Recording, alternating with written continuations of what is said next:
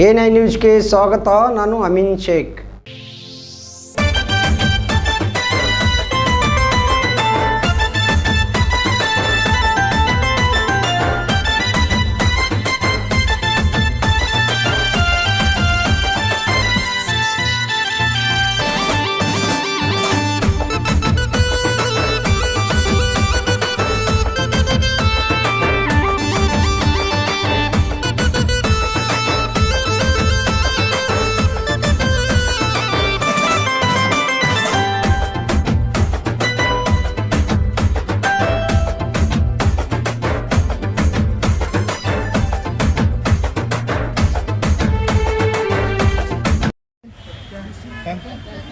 ಎಲ್ಲ high school ಹುಡುಗರಲ್ಲ.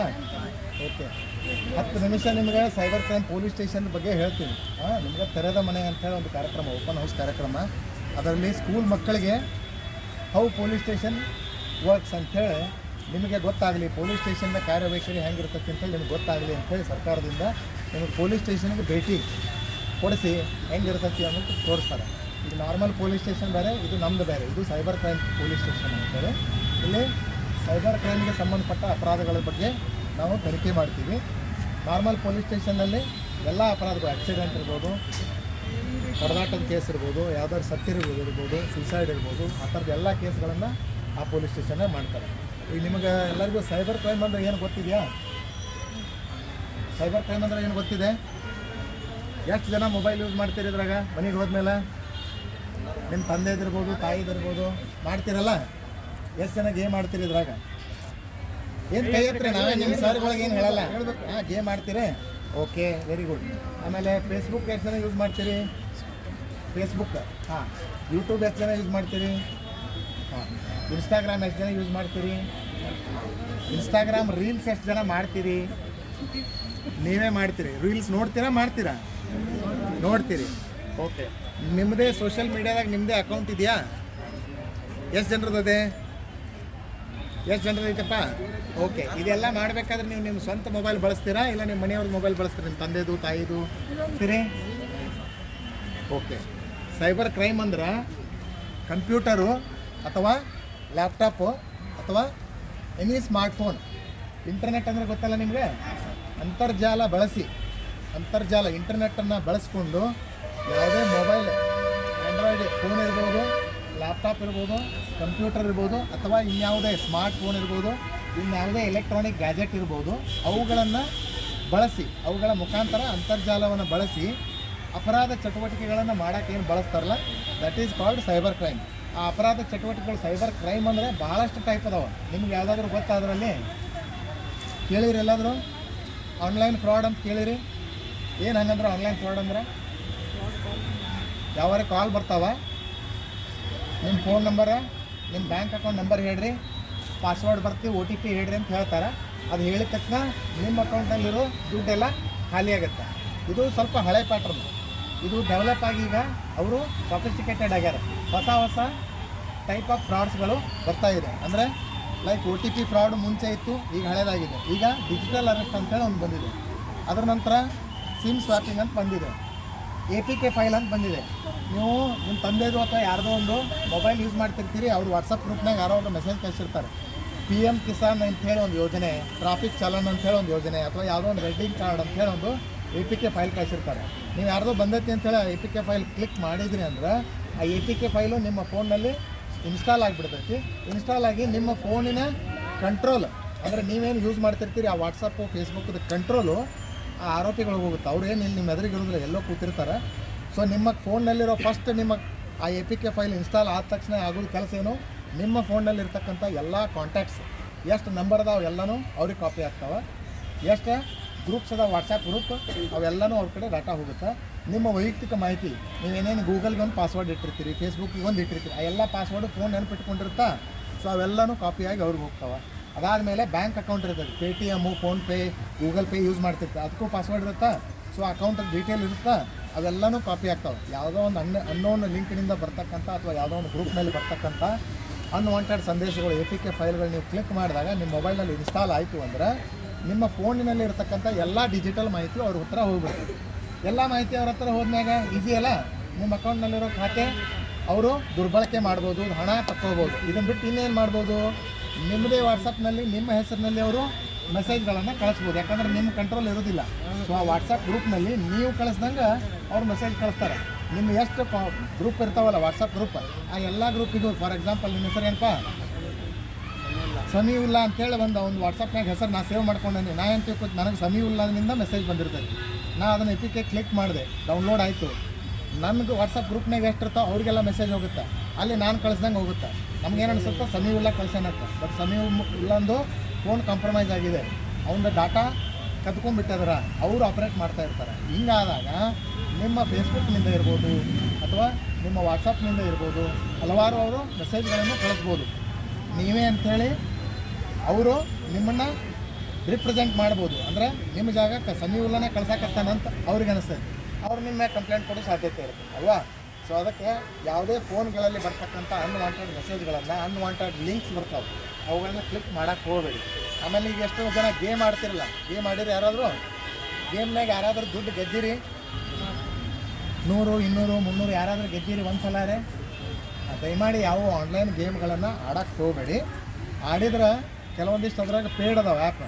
Paid ಅಂದರೆ ನೀವು ಅದ್ರಾಗ ದುಡ್ಡು ಡೆಪಾಸಿಟ್ ಮಾಡಬೇಕು, ಆಮೇಲೆ ನೀವು ಗೆದ್ದಿರಿ ಅಂತೇಳಿ ಅವ್ರು ದುಡ್ಡು ಕೊಡ್ತಾರೆ.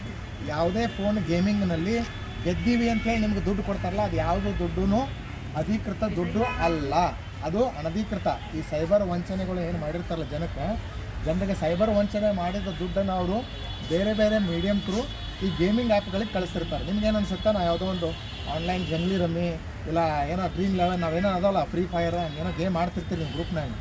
ಆಡಿದಾಗ ನಾನು ವಿನ್ ಆಗೀನಿ, ನನಗೆ 300 ರೂಪಾಯಿ ಬಂದೈತಿ, ನಾನು ಗೆದ್ದೀನಿ ಅಂತೇಳಿ ಖುಷಿ ಆಗಬೇಡ್ರಿ.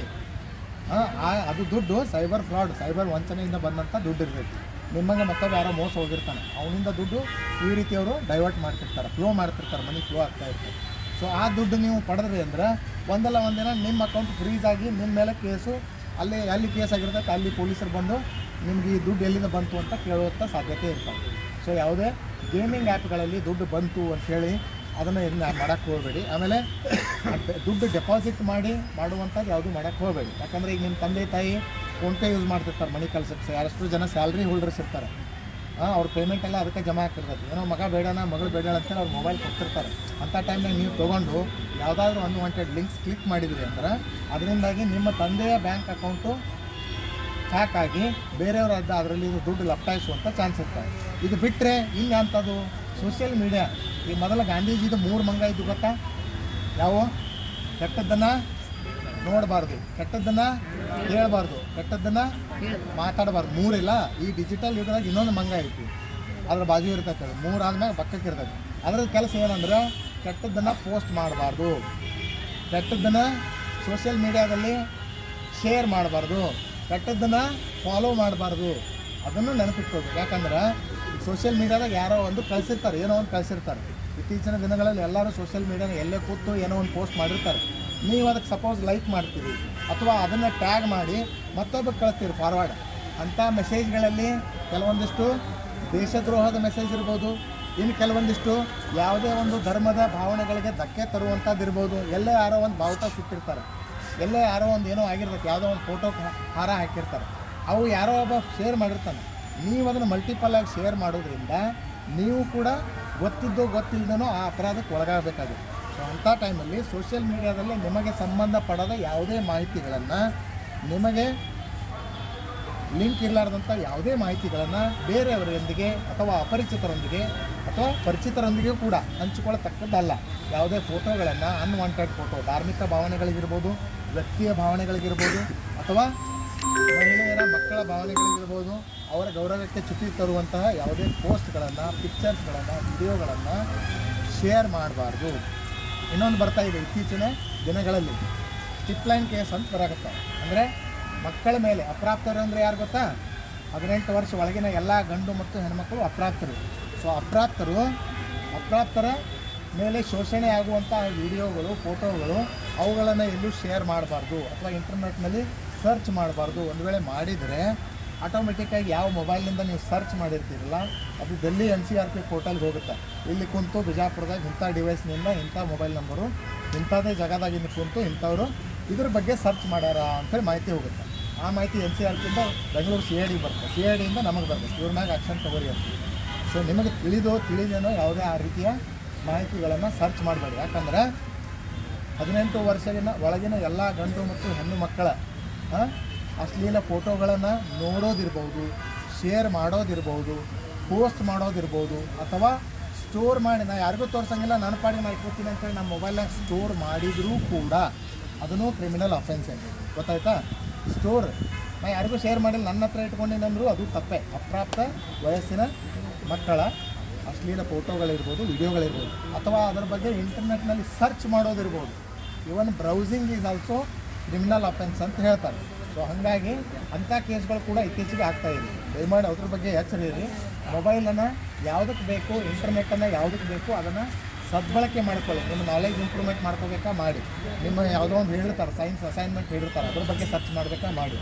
ಹೆಚ್ಚಿನ ಸಮಯವನ್ನು ಈ ಸೋಷಿಯಲ್ ಮೀಡಿಯಾಗಳಲ್ಲಿ ಕಳಿಬೇಡಿ. ಯಾಕಂದರೆ ಸೋಷಿಯಲ್ ಮೀಡಿಯಾ ನಿಮ್ಗೆ ಟೈಮ್ ಕಿಲ್ ಮಾಡುತ್ತಾ ಹೊರತು ನಿಮ್ಮ ನಾಲೆಜನ್ನು ಎನ್ಹ್ಯಾನ್ಸ್ ಮಾಡೋದಿಲ್ಲ. ಯಾಕಂದ್ರೆ ನೀವು ಫೇಸ್ಬುಕ್ಕು ಇನ್ಸ್ಟಾಗ್ರಾಮ್ ನೋಡೋಕತ್ರ ಟೈಮ್ ಹೋಗೋದು ಗೊತ್ತಾಗುತ್ತೆ. ಯಾರಿಗಾರೆ 2 ತಾಸು 3 ತಾಸು ರೀಲ್ಸೇ ನೋಡೋದಾಗತ್ತೆ. ಬಟ್ ಅವು ಯಾವುವು ನಿಮಗೆ ಅನ್ನ ಹಾಕೋದಿಲ್ಲ ಅಲ್ವಾ? ರೀಲ್ಸ್ ಮಾಡೋರಿಗೆ ದುಡ್ಡು ಬರ್ತಾವೆ, ಅವ್ರು ತಮಗೆ ದುಡ್ಡು ಬರ್ತಾವೆ ಅಂತೇಳಿ ಅವರು ಏನೇನೋ ಜನರಿಗೆ ಅಟ್ರಾಕ್ಷನ್ ಆಗುವಂಥದ್ದನ್ನು ರೀಲ್ಸ್ ಮಾಡಿ ಹಾಕ್ತಿರ್ತಾರೆ. ಬಟ್ ನಮ್ಮ ಕೆಲಸ ಅದನ್ನು ನೋಡುವುದಲ್ಲ. ನಮ್ಮ ಗೋಲ್ ಬೇರೆ ಇರಬೇಕು, ನಮ್ಮ ಪ್ರಯಾರಿಟಿಗಳು ಬೇರೆ ಇರಬೇಕು. ಅದಕ್ಕೆ ಈ ಫೋನು, ಇಂಟರ್ನೆಟ್ಟು, ಲ್ಯಾಪ್ಟಾಪು ನೀವು ಯೂಸ್ ಮಾಡಬೇಕಾದ್ರೆ ಭಾಳ ಎಚ್ಚರಿಕೆಯಿಂದ ಮಾಡಿ. ಸೈಬರ್ ಅಪರಾಧಗಳು ಏನಾದರೂ ನಿಮಗೆ ಅಂಥವು ಕಂಡು ಬಂದರೆ, ನಿಮ್ಮ ಮನೆಯಲ್ಲಿ ಯಾರಿಗಾದರೂ ಆಯಿತು ಅಥವಾ ನಿಮ್ಗೆ ನಿಮ್ಮ ಫ್ಯಾಮಿಲಿ ಮೆಂಬರ್ಸ್ ಒಳಗೆ ಯಾರಿಗಾದ್ರೂ ಒಂದು ಆಯಿತು, ಇಮಿಡಿಯೇಟ್ಲಿ 1930 ಈಗ ಹೆಂಗೆ ಪೊಲೀಸ್ ಹೆಂಗೆ 100 ಐತಿ, 112 ಐತಲ್ಲ, ಆ್ಯಂಬುಲೆನ್ಸ್ಗೆ 108 ಇದೆ, ಚೈಲ್ಡ್ ಹೆಲ್ಪ್ಲೈನ್ ಯಾವುದು 1098 ಇದೆಯಲ್ಲ, ಹಾಗೆ ಸಿಮಿಲರ್ಲಿ ಸೈಬರ್ ಹೆಲ್ಪ್ಲೈನ್ ಈಸ್ 1930. ನಿಮ್ಮ ದುಡ್ಡು ಹೋಗಿರ್ದಿರ್ಬೋದು, ನಿಮ್ಮ ಅಕೌಂಟ್ ಹ್ಯಾಕ್ ಆಗಿದ್ದಿರ್ಬೋದು, ಇನ್ನು ಯಾವುದೇ ಇರ್ಬೋದು, ನೀವು 1930ಗೆ ಕಾಲ್ ಮಾಡಿ ಡೀಟೇಲನ್ನು ಅಲ್ಲಿ ಕಂಪ್ಲೇಂಟ್, ಆನ್ಲೈನ್ ಕಂಪ್ಲೇಂಟ್ ರಿಜಿಸ್ಟರ್ ಮಾಡ್ಬೋದು. ಅರ್ಥ ಆಯ್ತಾ? ಸೊ ಸೈಬರ್ ವಂಚನೆಗಳಿಂದ ದೂರ ಇರಬೇಕು ಅಂದ್ರೆ ಏನು ಮಾಡಬೇಕು? ಸೈಬರ್ ವಂಚನೆಯಿಂದ ದೂರ ಇರಬೇಕಂದ್ರೆ ಏನು ಮಾಡಬೇಕು? ಮೊಬೈಲ್ನಿಂದ ದೂರ ಇರೋದು ಅವಶ್ಯಕತೆ ಇಲ್ಲ. ಆದರೆ ಮೊಬೈಲ್ನಲ್ಲಿ ಬರ್ತಕ್ಕಂಥ ಅಪರಿಚಿತರಿಂದ ಬಂದಂಥ ಫೋನ್ಗಳಿಗೆ ರೆಸ್ಪಾನ್ಸ್ ಮಾಡೋ ಅವಶ್ಯಕತೆ ಇಲ್ಲ, ಮೆಸೇಜ್ಗಳಿಗೆ ರೆಸ್ಪಾನ್ಸ್ ಮಾಡೋ ಅವಶ್ಯಕತೆ ಇಲ್ಲ, ಲಿಂಕ್ ಅಥವಾ APK ಫೈಲ್ಗಳನ್ನು ಕ್ಲಿಕ್ ಮಾಡೋ ಅವಶ್ಯಕತೆ ಇಲ್ಲ. ಇನ್ನು ಯಾರೋ ಕೆಲವರು ಫೋನ್ ಮಾಡ್ತಾರೆ, ನಿಮ್ಗೆ ನಾವು ಡಿಜಿಟಲಿ ಅರೆಸ್ಟ್ ಮಾಡ್ತೀವಿ, ನಿಮ್ಗೆ ಇಲ್ಲೇ ಕುಂತಲ್ಲೇ ಅರೆಸ್ಟ್ ಮಾಡ್ತೀವಿ ಅಂತ ವಿಡಿಯೋ ಕಾಲ್ ಮಾಡಿ ಪೊಲೀಸ್ ಇನ್ಫಾರ್ಮ್ ಮಾಡ್ಕೊಂಡು ತೋರಿಸ್ತಾರೆ. ಅವು ಯಾವ ಕಾಲ್ಗಳು ಒರಿಜಿನಲ್ ಅಲ್ಲ, ಅವರು ಒರಿಜಿನಲ್ ಪೊಲೀಸರಲ್ಲ. ಯಾವುದೇ ಪೊಲೀಸರು ನಿಮಗೆ ಫೋನ್ನಲ್ಲಿ ಅರೆಸ್ಟ್ ಮಾಡ್ತೀನಿ ಅನ್ನೋಂಥ ಫೆಸಿಲಿಟಿ ಇರೋದಿಲ್ಲ. ಆ ರೀತಿ ನಿಮ್ಮ ಮನೆಯಲ್ಲಿ ಯಾರಿಗಾದರೂ ಗಮನಕ್ಕೆ ಬಂತು ಅಂದರೆ ಕೂಡಲೇ ನೀವು ನಿಮ್ಮ ಹತ್ತಿರದ ಪೊಲೀಸ್ ಸ್ಟೇಷನ್ಗೆ ಮಾಡ್ಬೋದು. ಇಲ್ಲ ಅಂದರೆ ಇಮಿಡಿಯೇಟ್ಲಿ 1930 ಫೋನ್ ಮಾಡಿ ನಿಮ್ಮ ಕಂಪ್ಲೇಂಟನ್ನು ರಿಜಿಸ್ಟರ್ ಮಾಡ್ಬೋದು. ಆಯಿತಾ? ಈ ಇನ್ಸ್ಟಾಗ್ರಾಮು, ಫೇಸ್ಬುಕ್ಕು, ಯೂಟ್ಯೂಬು, ಸೋಷಿಯಲ್ ಮೀಡಿಯಾಗಳಲ್ಲಿ ವೈಯಕ್ತಿಕ ಫೋಟೋಗಳ ಯಾರೂ ಹಂಚ್ಕೋಬೇಡಿ. ಯಾಕಂದ್ರೆ ನಿಮ್ಗೇನು ಅನಿಸ್ತೈತಿ, ನೀವು HD ಫೋಟೋ ತಗೋತಾರಲ್ಲ, ಫೋಟೋ ತೆಗೆದು ನಿಮ್ಮ DP ಪ್ರೊಫೈಲ್ ಇಟ್ರಿ ಅಂದ್ರೆ ಅದು ನಿಮ್ಗೆ ಎಷ್ಟು ಜನ ಲೈಕ್ ಮಾಡ್ತಾರೆ, ಎಷ್ಟು ಜನ ನಿಮ್ಗೆ ಫಾಲೋ ಮಾಡ್ತಾರೆ ಅಂತ ನಿಮ್ಮ ತಲೆಗೆ ಇರ್ತೈತಿ. ಯಾರನ್ನೂ ಫಾಲೋ ಮಾಡೋದಿಲ್ಲ, ಅದೆಲ್ಲ ತಲೆ ಕೆಡಿಸ್ಕೋಬೇಕು. It's a waste of time. ಆದರೆ ನಿಮ್ಮ ಫೋಟೋಗಳು ನೀವೇನು ಇನ್ಸ್ಟಾಗ್ರಾಮ್ನಾಗ ಹಾಕಿರ್ತೀರಲ್ಲ, ಹುಡುಗ ಇರ್ಬೋದು, ಹುಡುಗಿ ಇರ್ಬೋದು, ನಿಮ್ಮದೇ ಫೋಟೋ ಐ ಕ್ಯಾನ್ ನಾನು ಡೌನ್ಲೋಡ್ ಮಾಡ್ಕೋಬೋದು. ನಿಮ್ಮ ಹೆಸರು ಮೇಲೆ ಅದೇ ಫೋಟೋ ಹಾಕಿ ನಾನು ಮತ್ತೊಂದು ಅಕೌಂಟ್ ತೆಗಿಬೋದು. ಸಮಿ-ಉಲ್ಲಾ ಅಂಥೇಳಿ ನಾನು ಮತ್ತೊಂದು ಅಕೌಂಟ್ ತೆಗಿತೀನಿ, ನಿಮ್ಮದೇ ಫೋಟೋ ಹಾಕ್ತೀನಿ, ಹೌದಿಲ್ಲ? ಅಂಥ ಯೂಸೂ ಮಾಡ್ಬೋದು. ಆ ಅಕೌಂಟ್ನಿಂದ ಬೇರೆಯವರು ಕೆಲಸನೂ ಮಾಡ್ಬೋದು. ಅದರಿಂದಾಗಿ ಆಪಾದನೆ ನಿಮ್ಮ ಮೇಲೆ ಬರುವಂಥ ಸಾಧ್ಯತೆ ಇರುತ್ತೆ. ಅದಕ್ಕೆ ಖಾಸಗಿ ಫೋಟೋ ಅಂದರೆ ನಿಮ್ಮ ಫೋಟೋಗಳನ್ನು ಯಾವುವು ನಿಮ್ಮ ಇರ್ಬೋದು, ನಿಮ್ಮ ಫ್ಯಾಮಿಲಿ ಮೆಂಬರ್ಸ್ ಇರ್ಬೋದು, ನಿಮ್ಮ ಅಕ್ಕ ತಂಗಿದಿರ್ಬೋದು, ಇನ್ಸ್ಟಾಗ್ರಾಮು, ಫೇಸ್ಬುಕ್ನಲ್ಲಿ ಫೋಟೋಗಳನ್ನು ಹಾಕಬೇಡಿ. ನಿಮಗದು ಮಜಾ ಅನಿಸುತ್ತಾ? ನೋಡಿದರೆ ಎಲ್ಲರೂ ಹಾಕ್ಯಾರ, ನಾವ್ಯಾಕೆ ಹಾಕಬಾರ್ದು ಅಂತ. ಬಟ್ ನಿಮ್ಮ ಅಕೌಂಟ್ ನಿಮ್ಮದೇ ಹೆಸರಿನಲ್ಲಿ ನಿಮ್ಮದೇ ಫೋಟೋ ಬಳಸ್ಕೊಂಡು ಫೇಕ್ ಅಕೌಂಟ್ಗಳನ್ನು ಕ್ರಿಯೇಟ್ ಮಾಡಿ ಅವುಗಳನ್ನು ಫೋಟೋ ಮಾರ್ಕ್ ಮಾಡೋದು, ಅಂದರೆ ಎಡಿಟ್ ಮಾಡಿ ಹಾಕುವಂಥ ಸಾಧ್ಯತೆಗಳು ಇರ್ತವೆ. ಅದಕ್ಕೆ ಈ ವಯಸ್ಸಿನಲ್ಲಿ, ಈ ಹಂತದಲ್ಲಿ ನಿಮಗೆ ಇವೆಲ್ಲ ಬೇಡ. ಈಗ ನಿಮ್ಮ ಗಮನ ಎಲ್ಲಿರಬೇಕು? ಓದೋದ್ರ ಕಡೆ ಇರಬೇಕು. ಜೀವನ ಪೂರ್ತಿ ಇನ್ಸ್ಟಾಗ್ರಾಮು, ಫೇಸ್ಬುಕ್ಕು ಯೂಸ್ ಮಾಡೋಕ್ಕೆ ಅವಕಾಶ ಐತೆ. ಆದರೆ 10th ಯಾವ ವಯಸ್ಸಿನಲ್ಲಿ ಬರೀಬೇಕಲ್ಲ ಅದನ್ನೇ ಅವಾಗೇ ಬರೀಬೇಕಲ್ವ? 10th ಎಕ್ಸಾಮ್ ಈಗ ಬರೀದ್ಬಿಟ್ಟು 10 ವರ್ಷ ಬರೀತೀನಿ ಅಂದರೆ ಆಗೋದಿಲ್ಲ, ಹೌದಿಲ್ಲ? ಬಟ್ ಇನ್ಸ್ಟಾಗ್ರಾಮ್ ಈಗ ಮಾಡ್ಬೋದು, ಮುಂದಿನ ವರ್ಷ ಮಾಡ್ಬೋದು, 10 ವರ್ಷ ಮಾಡ್ಬೋದು, ಡಿಗ್ರಿ ಮುಗಿದು ಮಾಡ್ಬೋದು, 50ನೇ ವಯಸ್ಸಿನಾಗೂ ಇನ್ಸ್ಟಾಗ್ರಾಮ್ ಯೂಸ್ ಮಾಡ್ಬೋದು. 50ನೇ ವಯಸ್ಸಿನಾಗ ಪೇಪರ್ ಬರೆಯೋಕ್ಕಾಗಂಗಿಲ್ಲ ಅಲ್ಲ? ಸೊ ನಮ್ಮ ಗೋಲು ಆ ಕಡೆ ಇರಬೇಕು, ಪ್ರಯಾರಿಟಿ ಆ ಕಡೆ ಇರಬೇಕು. ಆಗ್ಬೋದಾ? ಮತ್ತೇನು ಹೇಳ್ತೀರಿ? ಈ ನಮಸ್ಕಾರಗಳು ಎಲ್ಲರಿಗೂ. ಇಲ್ಲಿ ಕರೆಸಿದ್ದ ವಿಷಯ ಏನು ಅಂದ್ರೆ ಸೈಬರ್ ಕ್ರೈಮ್ ಅಂದ್ರೆ ಸೈಬರ್ ಅಪರಾಧ. ಮೊಬೈಲ್ ಕಂಪ್ಯೂಟರ್ ಈಗ ಸುಧಾರಿತ ತಂತ್ರಜ್ಞಾನಗಳಿಂದ ಏನು ನಡೀತಾವಲ್ಲ ಅಪರಾಧಗಳು, ಅದು ಅದ್ರ ಬಗ್ಗೆ ನಿಮಗೆ ಅವೇರ್ನೆಸ್ ತಿಳುವಳಿಕೆ ಹೆಂಗೆ ನೀವು ಮೊಬೈಲ್ ಯೂಸ್ ಮಾಡ್ತೀರಿ. ಮೊಬೈಲ್ ಬಂದಾಗ ಇವೆಲ್ಲ ಸಮಸ್ಯೆ ಇರಲಿಲ್ಲ, ಕಾಲಕ್ರಮೇಣ ಚೇಂಜ್ ಆದಂಗೆ ಹೆಂಗೆ ಮುಂದೆ ಬೆಳೆದಂಗೆ ಏನಾಗ್ತು, ಮೊದಲ ಬ್ಯಾಂಕ್ನಾಗ ಹೋಗಿ ದುಡ್ಡು ವಿಡ್ರಾಲ್ ಮಾಡ್ತೀವಿ, ನಂತರ ATM ಹೋಗಿ ಫೋನ್ಪೇ ಬಂದು ಇವೆಲ್ಲ ಏನದ ಮನ್ಯಾಗ ಕೂತ್ಕೊಂಡೆ ಮಾಡೋದಿಲ್ಲ. ಇವು ಈ ಕೆಲಸ ದುರ್ಬಳಕೆ ಮಾಡ್ಕೊಂಡು ಸೈಬರ್ ಅಪರಾಧಿಗಳು ಬರೀ ಮೊಬೈಲಿಂದ ಒಂದೇ ಅಲ್ಲ, ಬ್ಯಾಂಕ್ನಾಗಿನ ಇರುವಂಥ ದುಡ್ಡ ನಿಮ್ಮ ವೈಯಕ್ತಿಕ ಪಡ್ಕೊಂಡು ಕೇಳಿದ್ರಿ ಒಮ್ಮಿಂದೊಮ್ಮೆಲೆ ನಿಮಗೆ ಗೊತ್ತಿಲ್ಲಾರ್ದಂಗೆ ಅವು ದುಡ್ಡು ಹ್ಯಾಕ್ ಮಾಡೋದು. ಮೊದಲ ಮನಿ ಕಳ್ಳತನ ಮಾಡ್ತಿದ್ರು, ಅವು ಸ್ವಲ್ಪ ಪ್ರಮಾಣ ಈ ಜನ್ರೇಷನ್ ಬೆಳೆದಂಗೆ ಕಡಿಮೆ ಆಗ್ಯದೇನೋ ಅನ್ನಿಸ್ತೈತಿ. ಬಟ್ ಈಗ ಈ ಸೈಬರ್ ಅಪರಾಧ ವಿಪರೀತವಾಗಿ ಇದು ಆಗ್ತದೆ. ಕಾರಣ ಇಷ್ಟೇ, ನಾವು ಬಳಕೆ ಮಾಡೋರಿಗೆ ಜಾಗ್ರತೆ ಕಡಿಮೆ ಇರೋದ್ರಿಂದ. ನಮ್ದೇನು ಆಗ್ತದಲ್ಲ, ಅವ್ರದ್ದಾಗಿತ್ತು ಹೆಂಗಾಗಿತ್ತು ಯಾಕಾಗಿತ್ತು ಅವ್ರಿಗೆ ಹಾಕ್ಬಾರ್ದು ಕೊಡ್ಲಾರ್ದಂಗೆ ಪ್ರತಿಯೊಂದು ನಿಮ್ಮ ಏನು ಪಿನ್ ಕೋಡ್ ನಂಬರ, ನಿಮ್ಮದು ವೈಯಕ್ತಿಕ ಏನು ಅದನ್ನು ಬಹಿರಂಗಪಡಿಸೋದಾಗಲಿ, ಇನ್ನೊಬ್ಬರ ಮುಂದೆ ಹೇಳೋದಾಗಲಿ, ಆ ಪಿನ್ ನಂಬರ್ ಆಗಲಿ ಇದ್ರ ಬಗ್ಗೆ ಇದು ಮಾಡೋಂಗಿಲ್ಲ. ಮತ್ತು ಫೇಸ್ಬುಕ್ಕ, ಟ್ವಿಟ್ಟರ್, ಇನ್ಸ್ಟಾಗ್ರಾಮ್ ನೀವೆಲ್ಲ ಸಣ್ಣ ಮಕ್ಕಳದಿರಿ. ಈಗೊಂದು ಸರ್ಕಾರ ಹೊಸದಾಗಿ ಒಂದು ಇದು ತರ್ತಾ ಇದೆ, ಇನ್ನೂ ಜಾರಿ ಆಗಿರ್ಲಿಕ್ಕಿಲ್ಲ. 16 ವರ್ಷದ ಒಳಗಡೆ ಮಕ್ಕಳು ಮೊಬೈಲ್ಗಳನ್ನು ಬಳಕೆ ಮಾಡಬಾರ್ದು ಅಂತೇಳಿ. ಅದು ಸ್ಕೂಲಲ್ಲಿ ಅಷ್ಟೇ ಇರ್ಬೋದು. ಮತ್ತು ನೀವು ಮನ್ಯಾಗ ಹೋಗೋಣ, ನಿಮ್ಮ ಒಂದು ಫಾದರ್ ಮದರ್ದು ಮೊಬೈಲ್ ಇರ್ತಾವೆ, ನೀವು ಮತ್ತು ಅದನ್ನೇ ಮಾಡೋದು. ಅವ್ರು ಏನು ಮಾಡಿರ್ತಾರ, ನಮ್ಮಲ್ಲಿ ಯಾರು ಏನು ಮಾಡೋದು ಅಂತೇಳಿ ನೀವು ಅದನ್ನು ತಿಳ್ಕೊಂಡು ಯಾರ ಜೊತೆ ಆನ್ಲೈನ್ ಗೇಮಿಂಗ್ ಅದೆಲ್ಲ ಆಸೆ ಆಮೇಶೆ ಹೊಡ್ತಾರೆ. ಆನ್ಲೈನ್ ಗೇಮಿಂಗ್ ಎಷ್ಟು ಅದಾವಲ್ಲ ಇವತ್ತಿನ ದಿವಸ. ನಿಮ್ಮದು ಯಾವ್ಯಾವ ಹೇಳ್ರಿ ನೀವು ಜಾಸ್ತಿ ಆಡೋದು? ಪಬ್ಜಿ, ಫ್ರೀ ಫೈರ್, ಇವೆಲ್ಲ ಇಲ್ಲೀಗಲ್ ಗೇಮಿಂಗ್. ಇವು ಅದ್ರ ಮ್ಯಾಗ ದುಡ್ಡು ಕಟ್ತಿರ್ತಾರೆ. ಆ ದುಡ್ಡು ಏನಂತಲ್ಲ, ನೀವು ಯಾರಾದರೂ ಅದ್ರ ಗೆದ್ದಿರಂತೇಳಿ ಏನಿಲ್ಲ, ಎಲ್ಲ ಸೋತವ್ರದಿರಿ. ಹೆಚ್ಚಾನೆಚ್ಚು ಸಣ್ಣ ಈಗ ಏನು ಬೆಳೀತಿರೋ ಯುವಕರು ಏನದಲ್ಲ, ಈ ಫ್ರೀ ಫೈರ್ ಮತ್ತು ನಿಮ್ಮದು ಪಬ್ಜಿ ಇದ್ರದ್ದು ದಾಸರಾಗಿಬಿಟ್ಟಾರೆ. ಕೆಲವು ನೋಡ್ದಂಗೆ ತಂದೆ ತಾಯಿ ಮಾತಾಡಿದ್ರೆ ಸಿಡಕ್ ಮಾಡೋದು, ಅದು ಏನೋ ಫೈರ್ ಮಾಡ್ತಿರ್ತೈತೆ, ಅದೇನೇ ಮಾಡೋದು. ಎಷ್ಟೋ ಕಡೆ ಏನದಾವಲ್ಲ ಆನ್ಲೈನ್ ಗೇಮಿಂಗ್ ಅನ್ನೋದು, ಅವೆಲ್ಲ ಇಲ್ಲಿಗಲ್ ಅದಾವೆ. ಅವು ಇರೋದು ಒಳ್ಳೆಯದು. ನಿಮಗೆ ಏನೋ ಇದು ಅಂದ್ರಲ್ಲ, ಇಲ್ಲಿ ದಿನನಿತ್ಯ ದುಡ್ಡು ಕಳ್ಕೊಂಡವರು ಬರ್ತಿರ್ತಾರೆ. ನಿಮಗೆ ಗೊತ್ತಾಗೋದು ಯಾವಾಗಂದ್ರೆ ನಿಮ್ಮ ದುಡ್ಡು ಲಾಸ್ ಆದಾಗ, ನಿಮ್ಮ ಬ್ಯಾಂಕ್ ಅಕೌಂಟ್ದಾಗಿನ ದುಡ್ಡು ಇದು ಆದ ನಂತರ ಇವೆಲ್ಲ ಮೊದಲು ಏನು ಅನ್ನೋದು ಸುಡಲದು, ಅದು ಮಜಾನೇ ಅನ್ನಿಸ್ತಿರ್ತದೆ. ಆದ್ರೆ ನಂತರ ನೀವು ಎಲ್ಲ ನುಕ್ಸಾನ್ ಮಾಡಿಕೊಂಡು ಪೊಲೀಸ್ ಸ್ಟೇಷನ್ ಬರ್ತೀವಿ.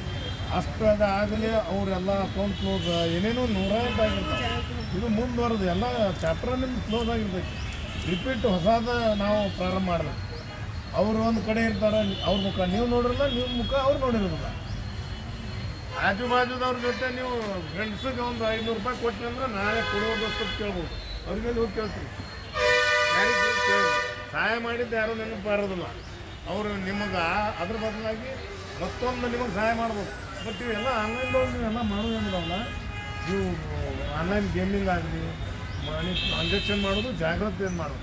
ಸಾಧ್ಯ ಆದಷ್ಟು ನಿಮ್ಮ ಮನ್ಯಾಗ ವಯಸ್ಸಾದವ್ರು ತಂದೆ ತಾಯಿ ಇರ್ತಾರೆ, ಅವ್ರಿಗೆ ಗೊತ್ತಾಗ್ತದಲ್ಲ. ಜೊತೆ ಏನರ ದುಡ್ಡು ಹೆಚ್ಚು ಕಡಿಮೆ ತೆಗೆದಿದ್ರೆ ಅವ್ರ ಜೊತೆಯಲ್ಲಿ ಹೋಗೋದು, ಅವ್ರಿಗೆ ಐಡಿಯಾ ಹೇಳ್ಬೇಕು. ಈಗ ನಿಮ್ಮಷ್ಟು ಫಾಸ್ಟ್ ಅವ್ರು ಇರೋಲ್ಲ, ವಯಸ್ಸಿಂದ ದೊಡ್ಡವ್ರು ಇರ್ತಾರೆ. ಬಟ್ ಈಗ ಜಗತ್ತಿನೊಳಗೆ ಎಷ್ಟು ಜನ ಫಾಸ್ಟಾಗಿ ಇದು ಮಾಡ್ತಿರ್ತಾರೆ, ಆ ಲೆಕ್ಕಕ್ಕೆ ನೀವು ತಂದೆ ತಾಯಿ ಜೊತೆ ವಯಸ್ಸಾದ ತಂದೆ ತಾಯಿ ಜೊತೆ ದುಡ್ಡಿನ ವ್ಯವಹಾರ ಇದ್ದಾಗ ಸ್ವಲ್ಪ ನೀವು ಅವ್ರಿಗೆ ಹೇಳಬೇಕು. ಇದನ್ನು ಎಲ್ಲ ನೀವು ಮುಂದುವರೆದ ಇದನ್ನು ಮಾಡ್ತೀರಂತ ಅನ್ಕೋತೀನಿ. ಇದರ ಮುಂದುವರೆದು ನಮ್ಮ ಸಾಹೇಬರು ಇನ್ನೂ ಸ್ವಲ್ಪ ತಮಗೆಲ್ಲ ತಿಳುವಳಿಕೆ ಹೇಳ್ತಾರೆ. ನಾ ಇಷ್ಟಕ್ಕೆ ಮುಗಿಸ್ತೀನಿ. ಜೈ ಹಿಂದ್.